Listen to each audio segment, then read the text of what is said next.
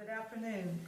This interview is being conducted by Heather Armstrong, a volunteer with the Lawrence County Historical Society. The date is November 3rd, 2022.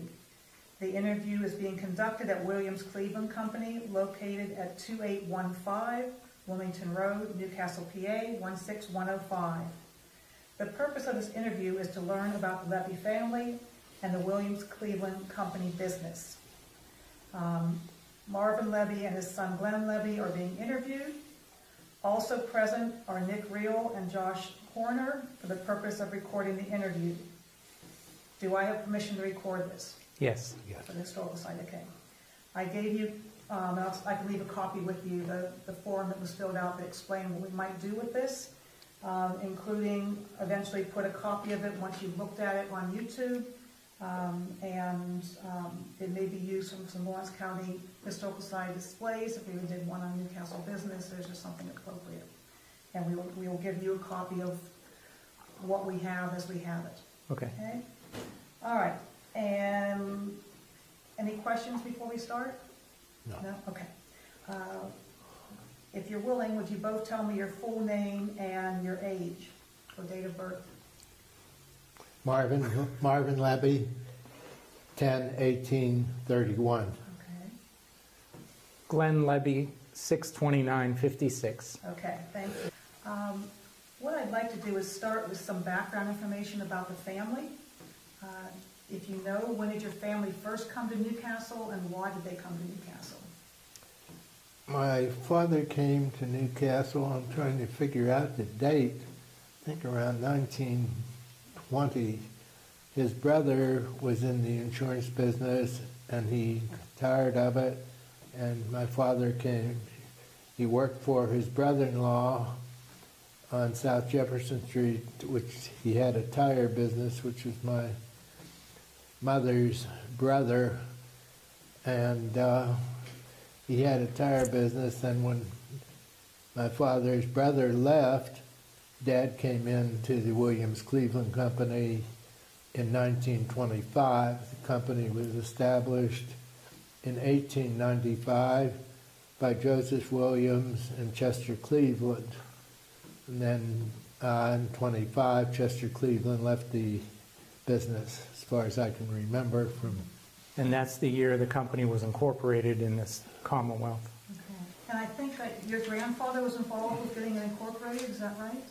That was his dad. My father, yeah. Okay. Where did your family come from? Where did your father come from? McKeesport. McKeesport. My mother was born and raised in Newcastle. Okay. All right. Her father had a junk business, which is non-existent today. And where did they come from, your mother's side? Lithuania. My mother's from Lithuania. My grandfather was from Hungary. Okay. All right. Okay. And you were both born here in Newcastle? Yes. Jameson. At Jameson? Well, yeah. Probably Jameson a little different than back then. And where did you all go to school? I went to Penn State. He went to Newcastle High School. Newcastle High School And Penn State, and quit and joined the service. Frustration of... And you said you were a Korean War vet? I was enlisted in the service. I quit school, enlisted in the service in 1951. So how old were you when you did that? 51, 20. Okay, all right. And what about you? Glenn? I went to Newcastle High School. Okay, all right. Okay, so the business was established in 1895? Correct. In the old Lawrence Savings and Trust building, which I showed you the picture of. Right, and that was founded by? Joe Williams and Chester Cleveland. Okay. Do you know, why did they start that business? You know, was there? I can't answer that. Just a business they were doing? Because I know, looking back in the old directories, there were quite a few insurance companies. Yeah. In the old days around here. Okay. Very few left today. And so the business was named for them? For them, Joe Williams and Chester Cleveland. And when Chester Cleveland got out, my father came in. Okay, all right. And his brother was here. We have our original incorporation paper out in the foyer. Okay. We'll get a picture of that, yeah. Yeah. Sure. So tell us a bit about your business, your product, the purpose of it. We're a full-service independent insurance agency offering all lines of property casualty insurance, life and health insurance, individual and group benefits. And has that changed since when it was started? Has it always been kind of that kind of business? Probably from the 70s on, we were into the benefits side. We added the benefits to the property casualty. How did your father get involved with the? Yeah, I think when Chester Cleveland retired or sold out, Dad came in, and his brother was also in it, and he moved to California, and Dad took over his part of the agency. Why did you two join the business? I always wanted to. It was my choice when I got out of the service to come back and be in business, in the insurance business with my father. I had never wanted to, and then at age 26, I thought it was a very good idea to do so. Okay, all right. Why was it a good idea? Because I would be and am the third generation of the family in the business, and I realized that it was a good opportunity for a career. So what does having, three generations in this business, what does that mean to you? What does that feel like to you? It's very special because most businesses will fail after the first generation and more fail after the second. Mm-hmm. So it's very special, I guess, for lack of a better word. How have you managed to, do you think you've managed to maintain that business through three generations? What's your secret to success? The secret to success is always do the right thing for the customer, treat people fairly, and personal contact. Mind your own business, and training and education. What kind of training does one have in this field? Because I know you've got a lot of letters after your names. Well, initially you need to get an insurance license. That's the first step. So prior to that, you go through some courses to train to be able to pass the licensing test. And then as an independent agency, we represent quite a large number of different insurance companies. So then it comes down to learning each of the company's products and how they sell their products and what they have available for whom, and then just experience as the other great trainer. Okay. All right. What was the business like when you started versus now to you? Good question. I think when I first started, you had more personal contact. They related to the individual more than they do today. I think it was more, I'd say it was 90% personal contact when I started in '54, don't you think?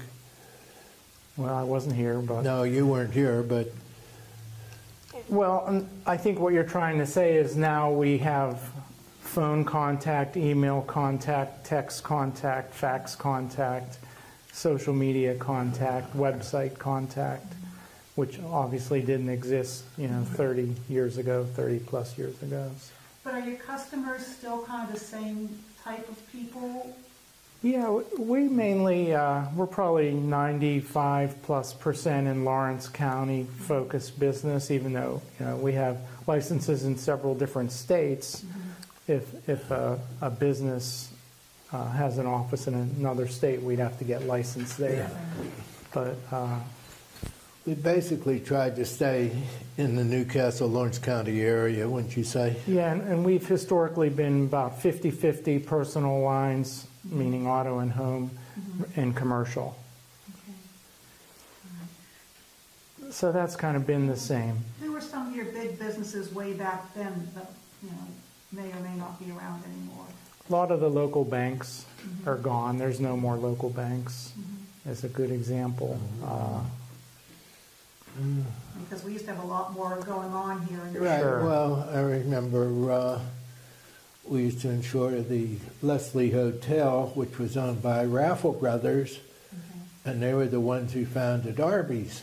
Oh, okay. They're from Newcastle. And where was that hotel located? That was located across from the Old People's Bank on the corner of Mercer and Washington Street Right. on the Parking lot. southeast corner. Okay. Which is now a parking lot. Right. Across from the Hudson Lunch. Right, yeah. What? Which is no longer The former. Which is no longer exists, Hudson right? Lunch. Right. That's how we get to know things around here. Newcastle Drug used to be on the corner across from that. Yeah. So you were located downtown, The Lawrence Savings and Trust Building, okay. which and, is now a parking lot. Okay, and you moved out here in, Now we moved to the First Federal Building. 1953. When it 53. 58 when it was built. okay. Carbus Walker and we were the first tenants. Right. And then in Joe Williams was on the board of the First Federal. in 2011 we moved up here to Wilmington Road. And why did you move? The building was A, in receivership, B, vacant, and it was not good. Okay, that makes sense. We didn't want to move, but we had to move. Okay. How many people do you have working here, and how many did you have back when?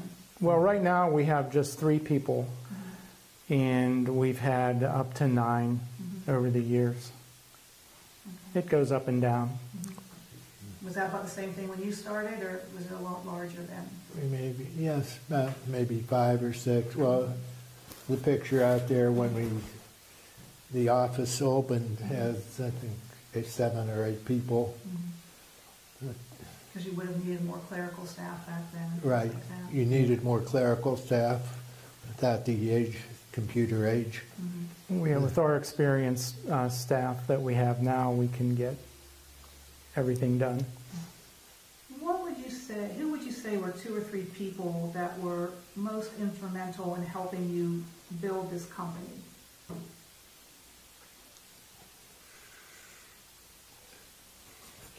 I would credit him for his great people skills and relationships, and then I piggyback on that and hopefully have similar.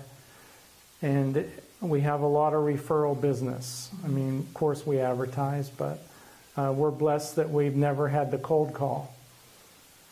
So we just get calls in or referrals, and it just perpetuates. What about you, Mark? Who inspired you? Probably my father. What was he like? That's a good question. A gentleman.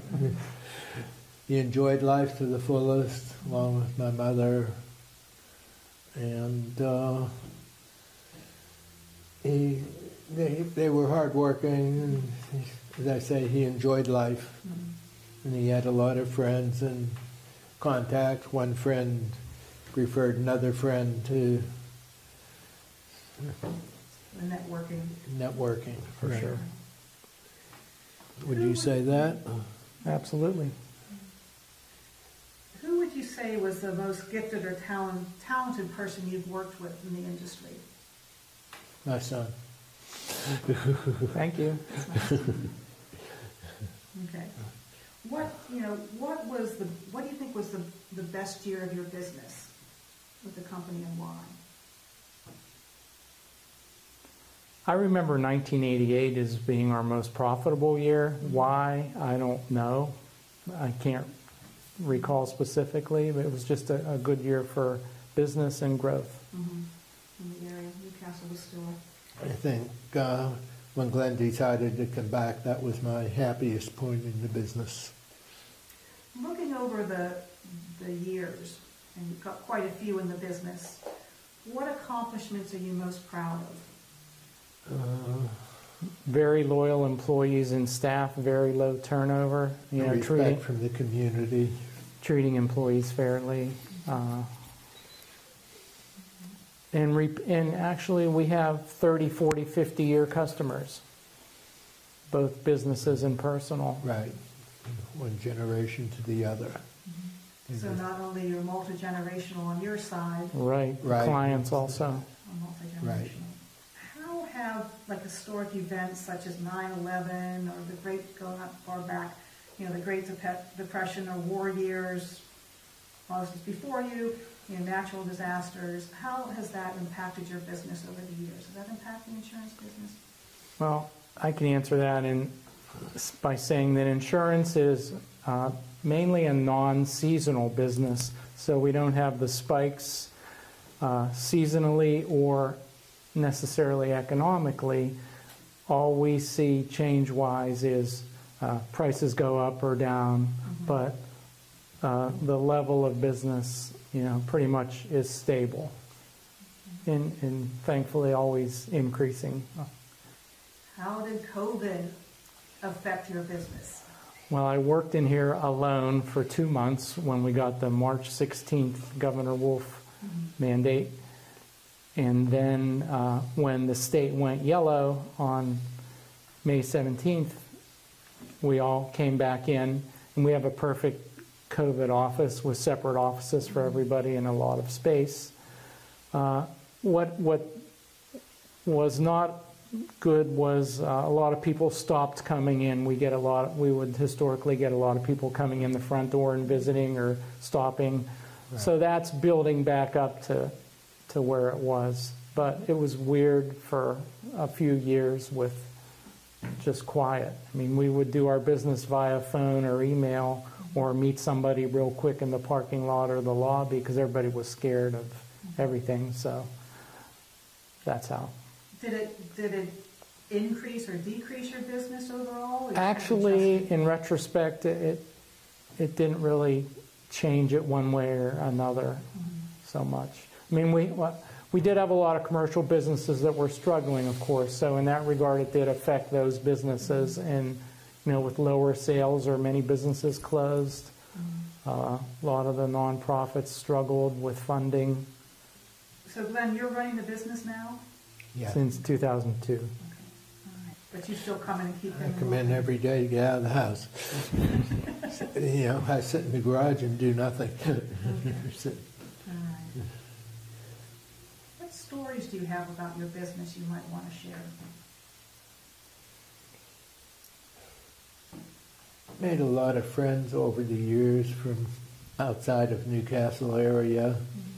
I was on the board of directors for the Pennsylvania Association of Insurance Agents years ago. I was on the executive committee, and I've been active in the community. Yeah.